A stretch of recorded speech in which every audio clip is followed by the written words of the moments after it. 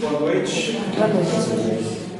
Bastante gente hoje, dá para fazer muitas perguntas para vocês aqui. Espero ter respostas também, né? O contrário também.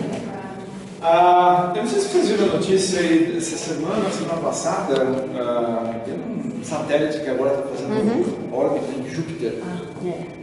Não fica perto de Júpiter, fica bem longe, uns milhões de quilômetros aqui da Terra, né? E o foguete saiu faz uns 5 anos. Chegou agora, né? Chegou lá, entrou em órbita, começou a mandar sinal para cá, fotinho, informações e, enfim, a gente está começando a conhecer um pouquinho mais detalhadamente esse planeta, né? O maior planeta, né? Oi? É o maior planeta. Sistema solar. E, ok, tem a ver com a nossa conversa de hoje. Eu acho que é um ponto interessante para reforçar o padrão, o nível de conhecimento que o ser humano já adquiriu, né? Tem muita coisa para aprender, mas ao longo da sua existência o ser humano progrediu muito no conhecimento, a ponto de a gente conseguir disparar um foguete e depois de 5 anos ele chega onde tinha que chegar, em órbita, e começa a mandar as informações para cá. Isso é bom, é óbvio que é bom e tem muita coisa ainda, como eu falei, para a gente aprender e melhorar. Na questão espiritual, a gente também tem progredido, né? A primeira edição do Livro dos Espíritos é de 1857. Então já tem aí alguns aninhos. E a gente pôde ler e reler e discutir. E a gente ainda quebra a cabeça, né? Mas tem muitas explicações lá. A gente tem no Livro dos Espíritos mais de 1000 questões. A gente ficou o ano passado inteiro falando desse livro aqui. E dá para voltar tudo de novo, a gente provavelmente vai ter algumas dúvidas. Mas enfim, a gente tem uma quantidade de informações bastante grande, comparada especialmente com o que o pessoal tinha quando Jesus veio à Terra. O conhecimento da humanidade era bem rudimentar, especialmente comparado com o de hoje, e do ponto de vista espiritual também era muito limitado. E aí Jesus veio para cá para falar um pouquinho do que é a nossa vida como espíritos, do plano espiritual. E não deve ser nada fácil tentar explicar. Quer dizer, hoje, com o conhecimento que a gente tem, se reunindo aqui às quartas-feiras, a gente ainda tem tantas dúvidas e tanta dificuldade para entender alguns conceitos. Imagina na época, né?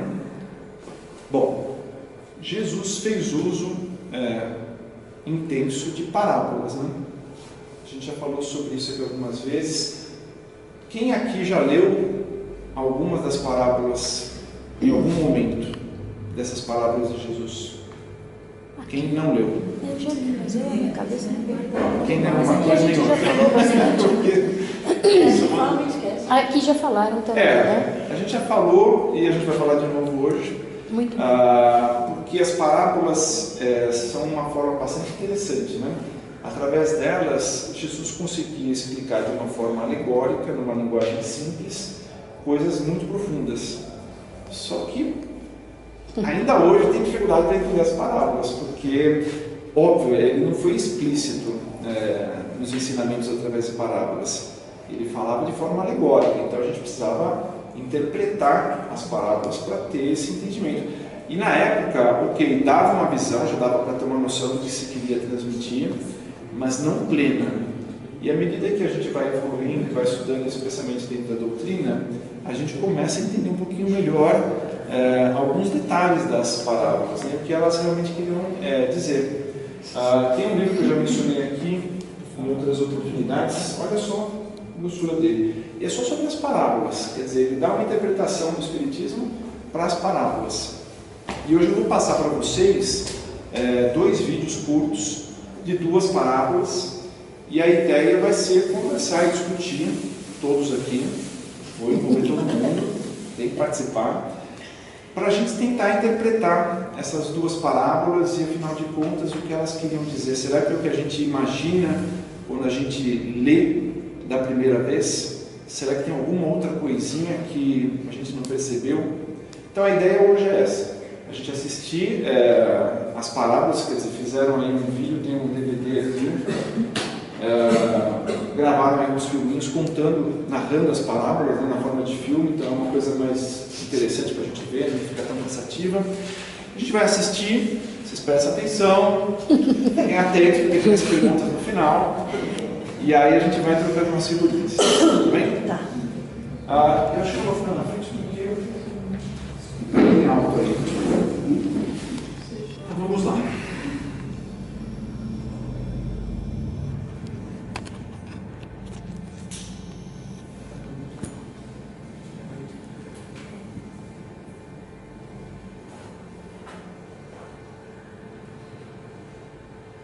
Vai ficar especialmente interessante continuar o som. É mais fácil de escutar. Peraí, vou fazer o seguinte.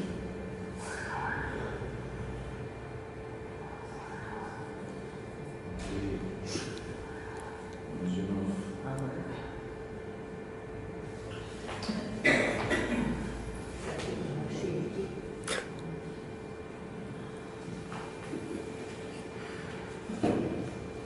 Eu acabei de fazer o.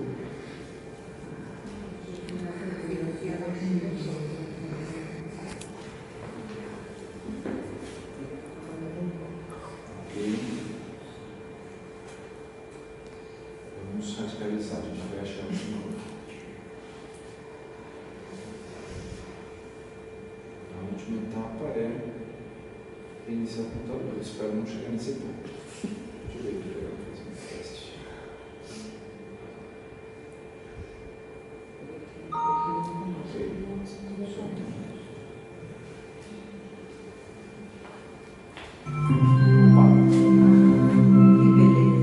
Mexe nada. Podia não. Agora que está funcionando. Vamos lá. Espera que continue assim.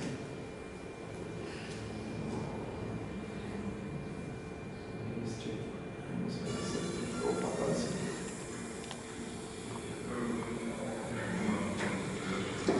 Na pregação de Jesus, constatamos que o dinheiro e as taxas iam todas para o clero, dominado pelos fariseus daquele tempo. Jesus declarou que eles mantinham sua profissão às custas das cerimônias religiosas, enriquecendo a si mesmos, apoiando-se na palavra da fé.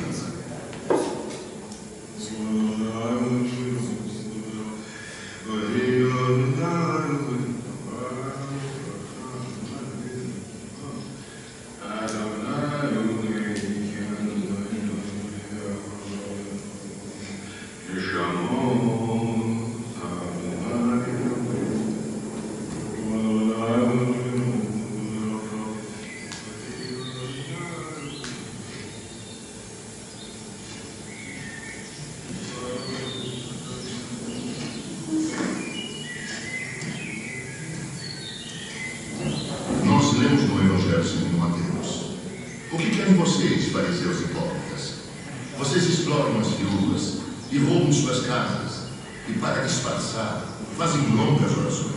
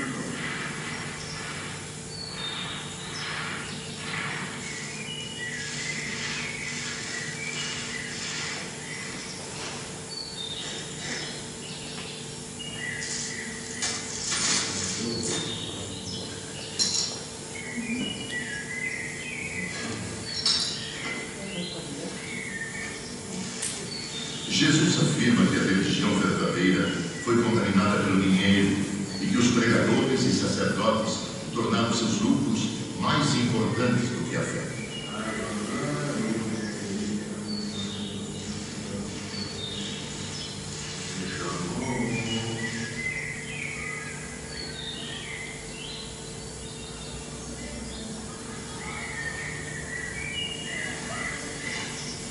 Amém. Jesus acusou o clero de orgulhoso.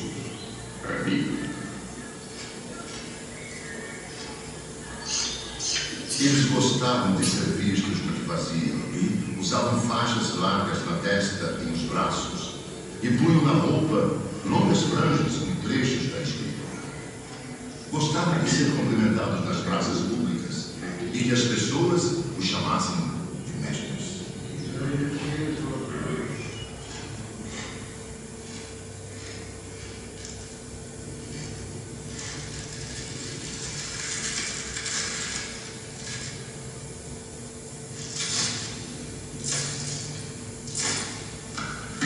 Como o profeta Isaías antigamente, Jesus pregava contra a maneira de comportar-se no templo. Sacrifícios pagos e rituais caros, onde a riqueza era o maior interesse, enquanto que a fé era negligenciada.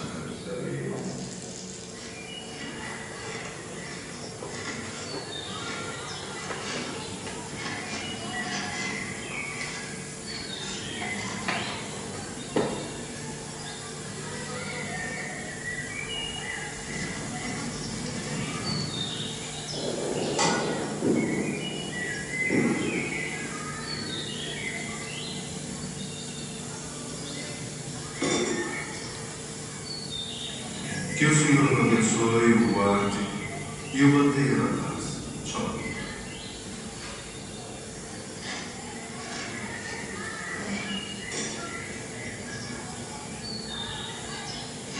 Era costume fazer doações ao tesouro do templo, toda vez que o visitavam para a bênção sagrada.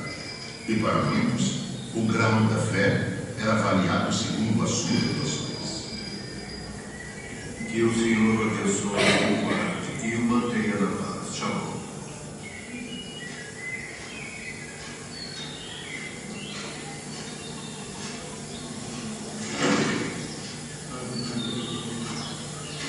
Era o pobre que dava mais, disse Jesus.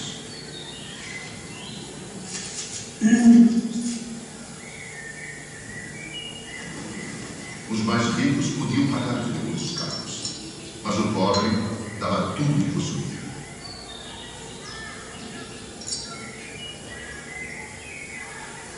O Senhor lhe dê a paz. Shalom.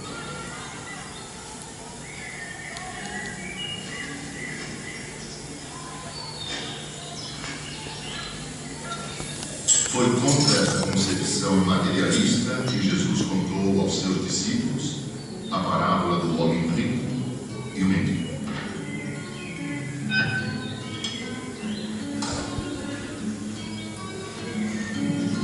Havia certo homem que comia fartamente todos os dias.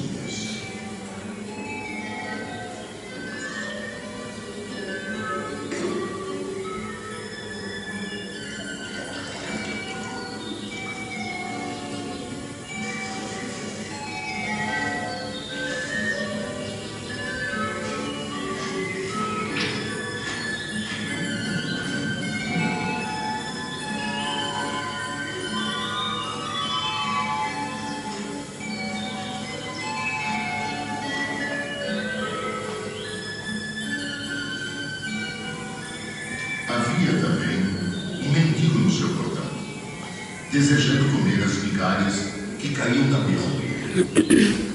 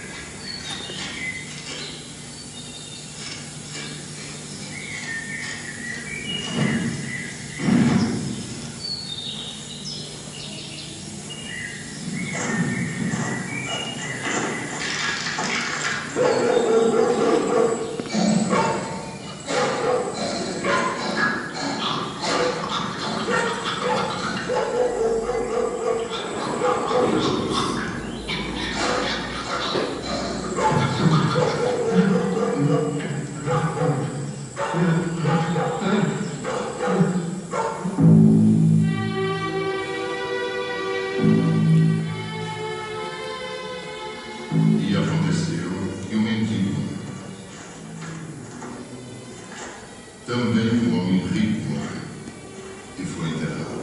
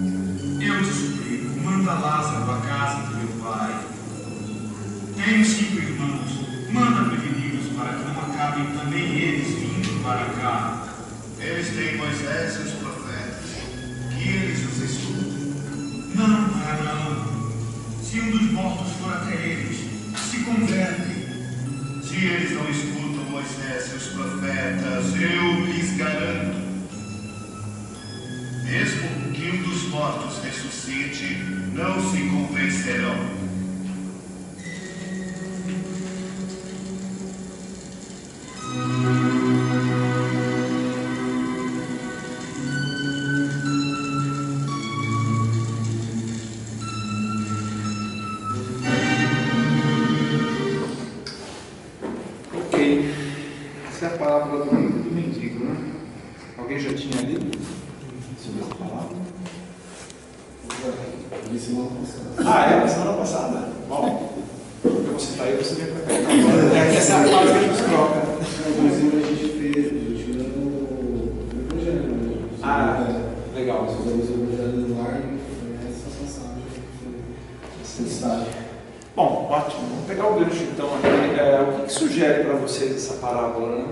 Porque ela, no filme ela é apresentada da maneira como Jesus contou, né? A gente vê lá várias figuras alegóricas. Tem a cara rico, tem a cara pobre, tem a fartura, tem depois lá um lugar legal, outro lugar um foguinho. O que isso sugere para vocês aí? Que mensagem transmite essa parábola para vocês? Você é o seu nome? Fábio. Fábio, primeira fila aqui. Pediu para. O que você acha? Somos reféns das atitudes que a gente toma aqui e o resultado, às vezes, nem sempre acontece aqui, mas certamente um dia acontecerá, ou aqui ou depois que a gente vier a desencarnar, né? Agora, o que é o rico? Quer dizer, a gente viu o rico e o pobre, né? O que significa isso? Por que usou o rico e o pobre? O que é o rico e o que é o pobre? A pessoa rica aqui e o pobre aqui já está com o destino traçado? O que vocês acham? Não, acho que são provas também, tanto do rico quanto do pobre. Mas o rico lá não se deu muito bem. O pobre... Mas agora você vê a situação de um e de outro, né? Então, o fato de ser rico já criou um problema, o fato de ser pobre já criou uma facilidade, com base no que a gente viu na parábola. Afinal de contas, o rico se deu mal e o pobre se deu bem. Ele não dividia, né? Ele tinha a possibilidade de dar para ele, que estava sobrando, mas ele não dividia. Sim, Ele é egoísta. Na realidade, são figuras alegóricas, né? E quando a gente está falando do rico na parábola, a gente não está falando apenas da questão material, até porque a introdução falava disso, né? Do desfrutamento da religião e da valor. Se não tivesse uma moedinha lá, não tinha oração, né? E se a moedinha era pequena, tá, Deus abençoe, e não é bem por aí, né?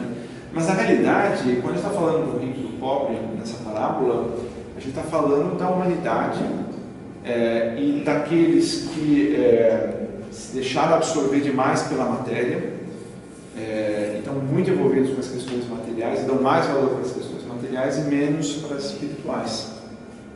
Não tem a ver necessariamente com a posse de bens.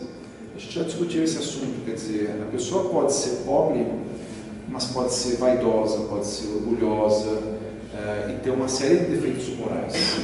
O fato de ter mais recurso financeiro ou menos recurso não quer dizer necessariamente que tenha a relação com a questão moral. A gente sabe que dos dois lados tem as dificuldades, né? A pessoa que vem para cá e encarna uma condição que vai ter uma vida próspera financeiramente falando, ela vai ter desafios pela frente. Quer dizer, o que ela vai fazer com esse dinheiro? Será que ela vai se deixar levar, se deixar envolver pelos prazeres que o dinheiro pode proporcionar? E vai se afastar das questões espirituais, enfim, vai se absorver por isso, vai ficar numa vida sem valor algum do ponto de vista espiritual, só usando os prazeres que o dinheiro pode dar. E a pessoa que nasceu numa condição difícil, pobre, que tem todas essas dificuldades, como a gente viu, será que ela vai se deixar levar pelo crime? Será que ela vai enveredar por esse caminho para conquistar os bens que ela acha que ela deveria ter direito, como do outro? Então, as dificuldades existem dos dois lados. Do ponto de vista moral, é que vai fazer a diferença. Então, quando a gente está falando do rico e do pobre, não é da questão financeira propriamente, porque se fosse assim também, nasceu o rico já está comprometido, e o pobre também, já está garantido. Não é bem assim. A riqueza e a pobreza tem a ver com a questão moral. Quer dizer, estar mais apegado ou menos apegado às questões materiais e estar mais apegado ou menos apegado às questões espirituais. Então, é isso que vai trazer os desdobramentos que você falou, né? Outro fator que eu acho que também acaba prejudicando muito, tendo em vista a dificuldade que a gente tem de entender, que a nossa evolução é muito pequena, é o poder. Muitas vezes o poder ele corrompe mais do que o próprio bem material. A gente vê, por exemplo, a questão das pessoas que governam países, grandes empresas e tudo mais. Elas nem sempre são tão ricas assim, mas em posse de um poder grande, elas acabam caindo em desgraça. Né? Não, você vê, tu não é qual é mesmo? Fátima. A Fátima estava falando da questão de como usa, né? De poder compartilhar. A gente já falou sobre isso também quando a gente teve uma palestra sobre caridade, né? Às vezes o pessoal acha que, eu preciso ter dinheiro para fazer caridade. Não, a gente não precisa ter, porque ela pode conquistar alguma coisa, proporcionar para alguém que não tem o recurso, coisas que aqui não tem recurso, não poderia. Então, se eu não tenho recurso financeiro, eu posso praticar caridade e devo praticar caridade. Não necessariamente com recurso financeiro, mas com apoio, com doação, enfim, com a palavra, com apoio moral.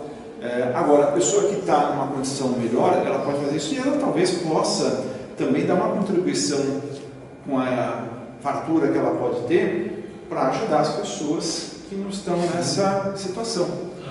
Então, o excesso, que acho que pode ser um grande desafio para quem está com bonança material, é de agarrar aquilo e falar é meu e acabou. E não usar esse excesso em benefício daqueles que estão precisando. Então isso é um grande desafio. E se a gente analisar no caso da parábola, o que aconteceu com o rico, ele queria tudo para ele, quer dizer, o resto vai para o outro, solta os cachorros em cima do cidadão lá. Quer dizer, ele estava completamente absorvido pelas questões materiais. Então essa questão do rico e do pobre é nesse sentido, de alertar a todos nós sobre o nosso apego às questões materiais ou espirituais, como a gente lida com isso. É um grande desafio. Tá? E aí a gente vê os desdobramentos, né? Quando eles morrem, eles desencarnam, a gente vê o que acontece depois que foi para o plano espiritual. Então, de novo, houve a figura alegórica. Né?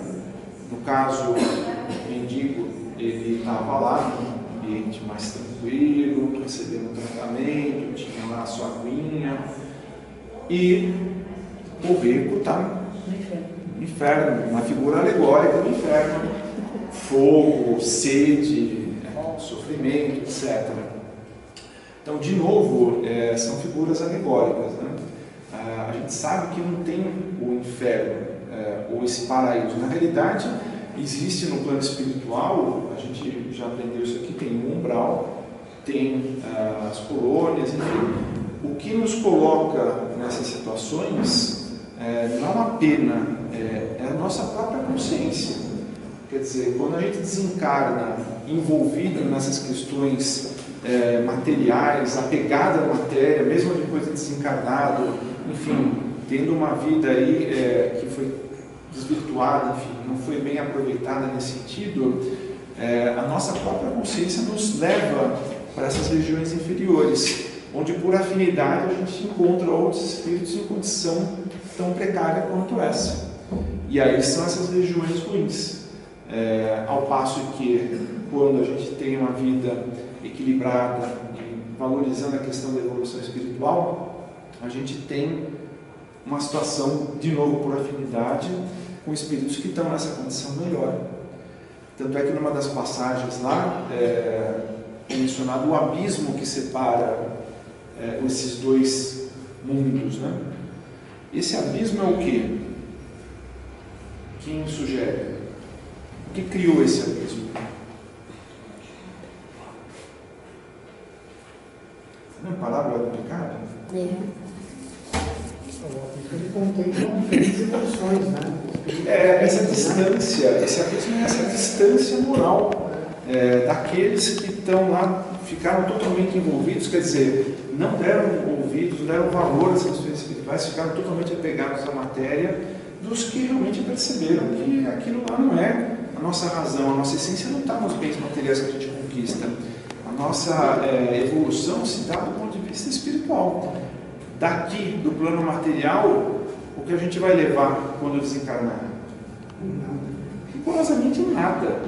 A gente vai levar no nosso espírito apenas as consequências dos atos que a gente praticou ou deixou de praticar, gravados no nosso espírito. E vão ser coisas boas ou ruins de acordo com o que a gente fez. Por isso que nós temos pobres, pobres e pobres ricos. E ricos, ricos e ricos pobres.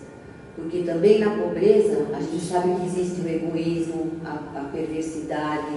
Nem todo pobre vivencia a pobreza com a devida humildade. Tem aqueles que se revoltam e partem para o crime, para uma série de coisas. Então, nós vemos um mundo mesclado de todos esses níveis de condição espiritual, e isso nós levamos depois para o lado espiritual. Aí a nossa situação mental é que vai nos colocar no nosso devido lugar, por afinidade, né? Uma outra passagem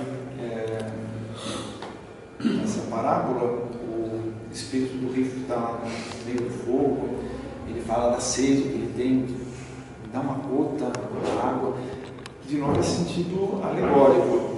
A sede dele é da evolução espiritual, quer dizer, de poder, já numa situação de que ele percebe a dimensão dos erros que ele praticou, do arrependimento, né? E ter a oportunidade de corrigir seus erros. E pela doutrina espírita, a gente sabe que essa oportunidade vai ser dada através de uma outra reencarnação. E uma última coisa que ele fala é a questão de, poxa, olha a situação que eu estou, e meus irmãos lá, manda avisar. E a mensagem, não, já tem tanta coisa que está sendo passada, quer dizer, as informações estão lá, como estão para nós agora, né? A gente está com o livro do Espírito, Evangelho segundo o Espiritismo, a gente tem tanta informação, está ao nosso alcance, é só pegar, está aqui, ó, é só levar para casa, dar uma lida. A gente não pode falar que, não sabia. A gente sabia, a questão é se a gente praticou ou não o que a gente sabia. A nossa responsabilidade fala isso, né? Na doutrina espírita, a nossa responsabilidade aumenta. É como eu falo isso várias vezes aqui, né? Quando a gente está na escola, vai ter uma prova. A pessoa que não teve acesso nenhum, ela não vai ser medida da mesma forma que aquela que pode fazer a prova com consulta. Vai ser mais exigente para quem faz com consulta, porque está lá as informações, cara. Para nós também, na doutrina espírita, a gente está tendo acesso a muitas informações. Tem um caminho traçado para a nossa evolução espiritual. A gente não pode voltar para o plano espiritual e falar, eu não sabia. Como não? Quantas vezes a gente já fez isso, né? Pois é. Imagina a minha situação. Não, você fez palestra disso e não fiz. E não praticou. Olha só onde eu fui me meter. Pois é. A cobrança não vai ser pouca, não. Bom, tudo bem sobre essa parábola? Tem mais uma. Eu não posso deixar de falar dessa aqui com uma breve introdução, porque me lembraram hoje que é dia do rock. É dia do rock, então vai ter um pouco de rock na nossa palestra. Olha só, como assim, Aguinaldo agora pirou na batatinha, como tem uma amiguinha que eu tenho. Coisas que a gente acha meio coincidência, né? Mas hoje eu fui para o trabalho, eu adoro rock, eu estava ouvindo uma banda de rock norte-americana. Nossa, aquela música caiu muito bem, e eu ouvi de novo, vai para um pouquinho. Às vezes a gente está ouvindo a música, né? E nem presta atenção na letra, ainda mais que está em inglês, né? A gente vai mais pelo som, que é legal e tudo mais. Mas aí, nossa, caiu muito bem, eu ouvi de novo, aí eu comecei a prestar atenção na letra. Que banda que é? Caramba, oi? Que banda que é? Nossa, o pessoal aqui é Lynyrd Skynyrd. Mas tudo bem, a palestra não é sobre rock, é só uma breve introdução. E aí eu fiquei ouvindo, prestando atenção e falei, não, isso aqui não é possível. Esse pessoal da banda levou a parábola. Eu acho que eles leram, não vai dar para perguntar, mas eu peguei, depois, só para vocês terem uma ideia, para quem leu a parábola, acho que já vai associar. Eu peguei um pedacinho da música traduzida aqui, não vou ler obviamente tudo, só uns pedacinhos aqui, só para associar. Olha só. Olha não, escute só. Não vai dar para ler daí tudo, tá? Não. Já faz tanto tempo desde que eu fui embora. Mais um dia pode ser tempo demais para mim. Viajando por aí, eu me satisfiz. De sonhos desfeitos e negócios sujos. Eu quero voltar para casa. Já faz muito tempo que eu estive longe. Voltarei logo para casa para ficar com o seu amor. Isso lembra para vocês alguma parábola? Isso aí tem que tirar uma tabela. Estrelinha para ele. É estrelinha para ele. Então, todo mundo viu que eu acabei de ler. O professor William das estrelinhas.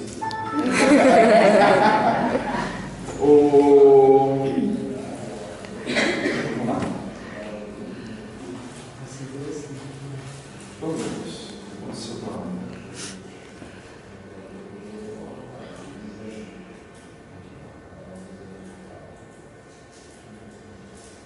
Ela tem também uma breve introdução como a anterior e depois entra a parábola. E essa daqui, filho pródigo.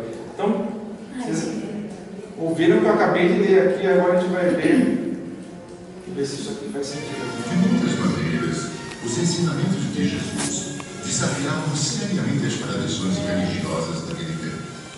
Seu objetivo, quando falava em parábolas, era não se curvar a textos e a uma forma ortodoxa de ensinamento.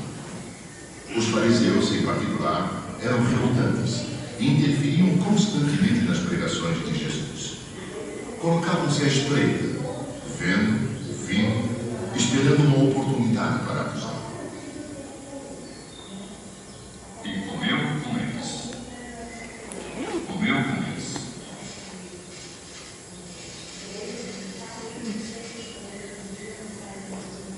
e comeu com deles.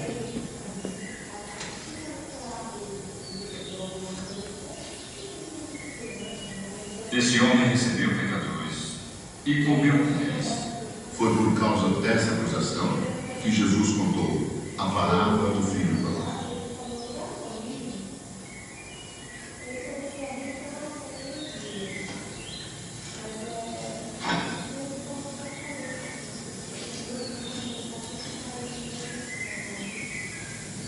Pai, dá-me a parte da herança que me cabe.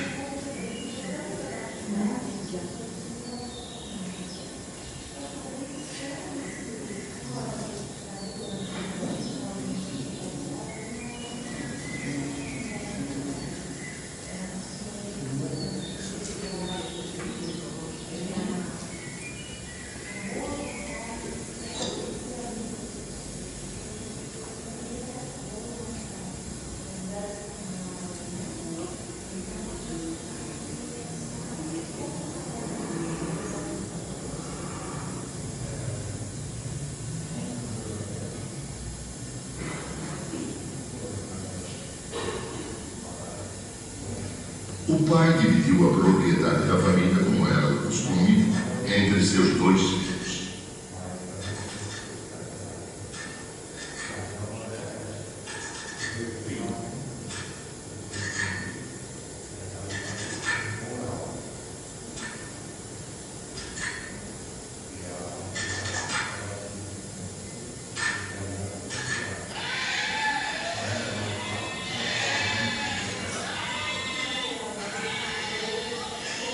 Ele queria saber por que o filho mais novo pedia seu dote antes do tempo. Mas a partilha de fortuna havia se realizado de forma justa.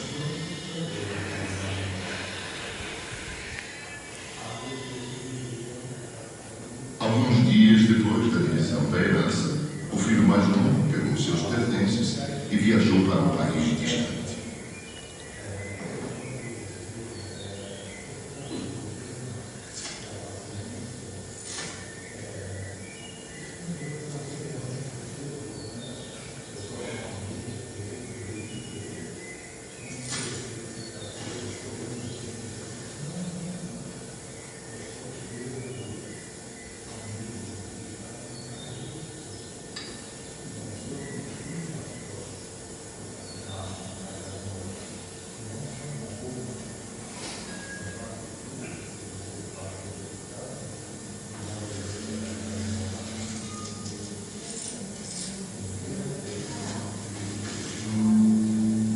Lá, naquele país distante, esbanjou tudo o que tinha para viver.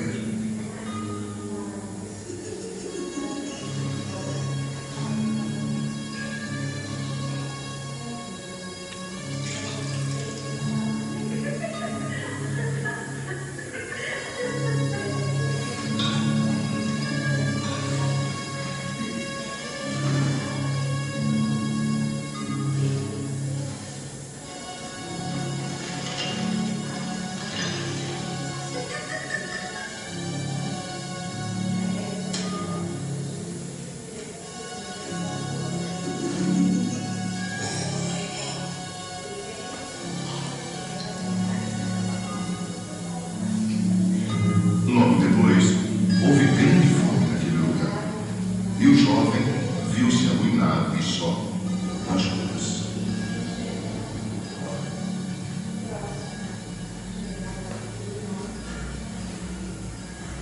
O único emprego que encontrou foi cuidar de campos.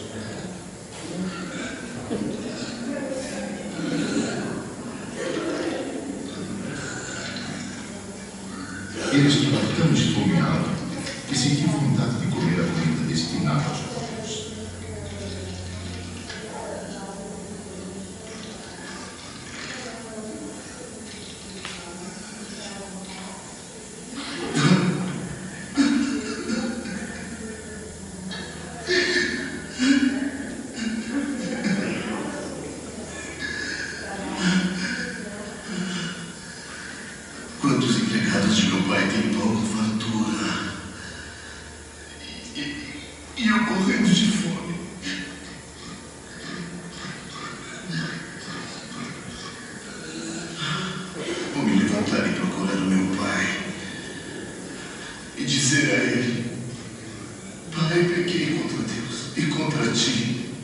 Já não mereço que me chame de filho.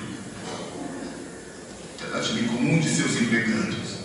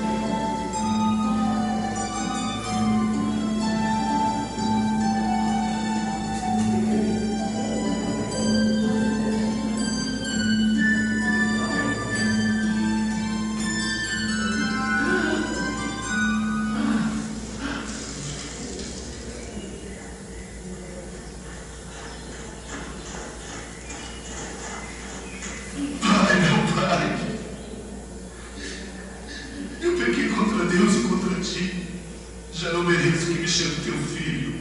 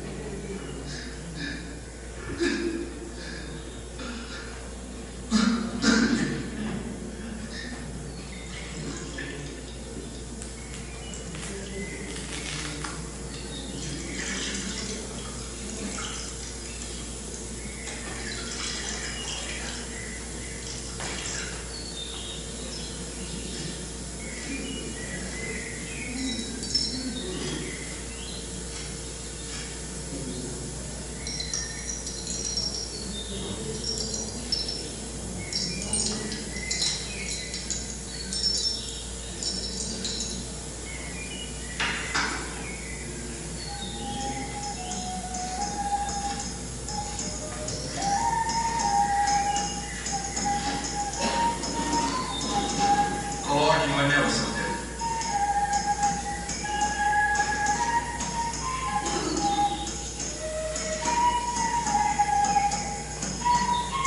E sandália nos pés.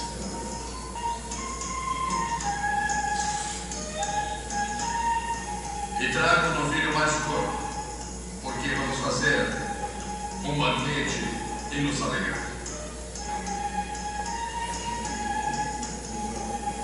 Meu filho estava morto e tornou a viver. Estava perdido e foi encontrado.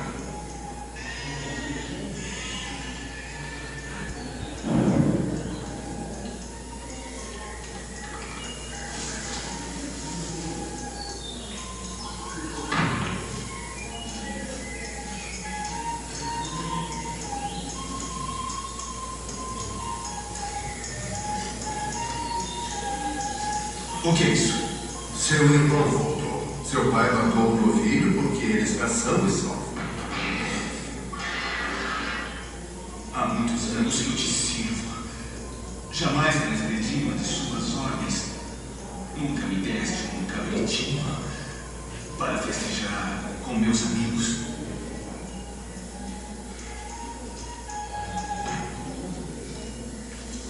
Mas para esse seu filho, que devorou teus bens com prostitutas, matas para ele um novilho gordo.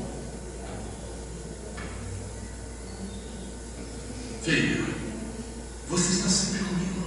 Tudo que eu tenho é seu. Era necessário que nos alegrássemos porque esse seu irmão estava morto e tornou a viver. Estava perdido e foi encontrado.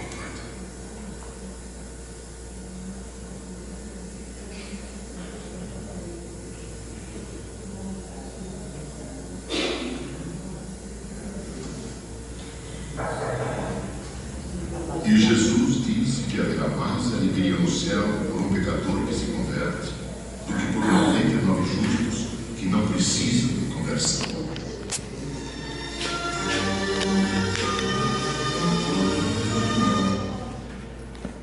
Bom,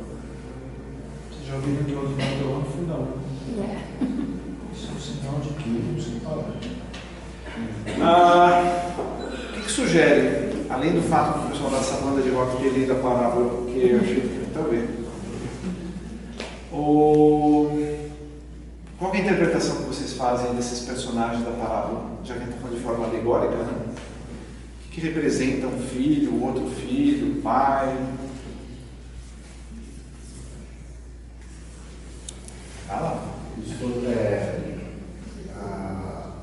O filho que está com o pai sempre são aquelas pessoas que estão servindo ali a Deus de forma como pediu a palavra, né, fazendo boas coisas e tal.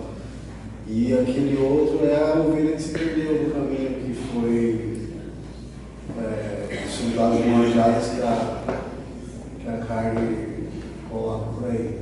Só que ele teve um arrependimento sincero, né? E foi perdoado por isso. É por aí. De certa forma é até um pouco parecida com a anterior, né?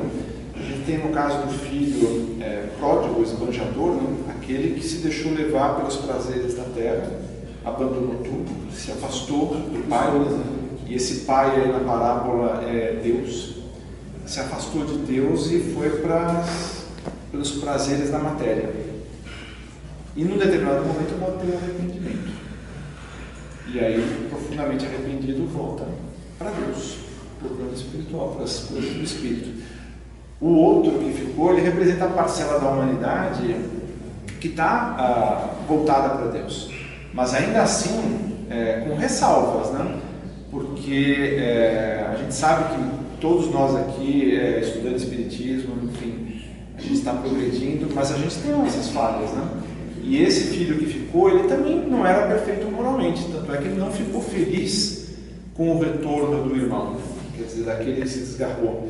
Ele ficou magoado, então ele ficou com ciúme, inveja, e isso não é um sentimento bom. Ou seja, mesmo daqueles que seguem os ensinamentos, a gente sabe que temos as nossas falhas, isso fica de alerta também. Quer dizer, nessa palavra a gente pode perceber a importância de se manter vinculado às questões espirituais plenamente, mas atentos às nossas falhas, a necessidade existia.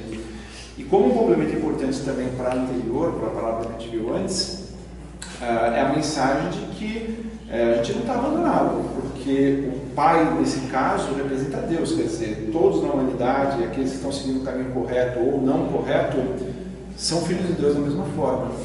E Deus vai ficar feliz quando esses que seguiram o caminho ruim perceberem o caminho errado que estão e voltar para Ele. Isso vai ser motivo de festa. Então, é o caminho que a gente tem que entender. De preferência, que a gente não precise passar por esse caminho penoso aí que alguns estão passando, que a gente possa pegar um atalho aí e já seguir um caminho melhor. Fica aí um lembrete para todos nós. O mais importante de tudo isso não foi a festa que o pai fez quando ele chegou.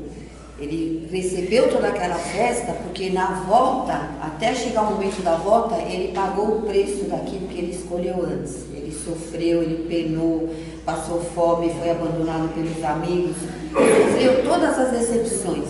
Então, quando ele chegou realmente arrependido e sabendo os valores que ele abandonou em favor dos interesses materiais. Porque a gente não ganha nada de bandeja, na vida tudo se conquista.